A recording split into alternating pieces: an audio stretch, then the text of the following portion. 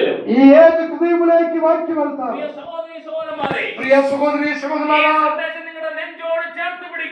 ఈ మాటలు మీ గుండెలో మీరు గట్టిగా పట్టుకోండి.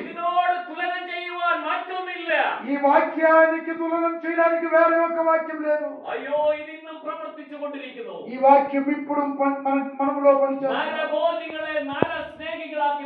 మనుషులను తినిన వారినే మనుషులను ప్రేమించిన వారుగా మారుతారు. ആഫ്രിക്കയുടെ വനാന്തരങ്ങളിൽ ബൈബിളുമായി പോയ ആദ്യ തലമുറകളിലെ ഡാഡിമാരെ അവർ കൊന്നു തിന്നു. ఆఫ్రికా దేశానికి బైబిల్ పట్టుకొని వెళ్ళిన సేవకులందరినీ వారు పట్టుకొని తినేశారు. എന്നാൽ പിന്നീടുള്ള തലമുറകൾ വീണ്ടും വചനവുമായി പോയ ജൂനിയർ ഡാഡിമാരെ സ്വീകരിച്ചു. అదే తర్వాత వెళ్ళిన దైవ సేవకులను వారు అంగీకరించారు.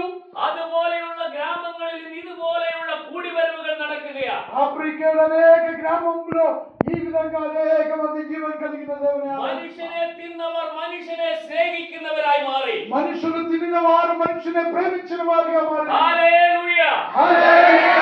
యేసువిനെ നിങ്ങൾ പിൻപറ്റിയാൽ നിങ്ങളുടെ തലമുറകൾ അനുഗ്രഹിക്കപ്പെടും. ఈ యేసువుని మీరు వెంబడిస్తే మీ తలమురలు దీవింపబడతారు. God bless you.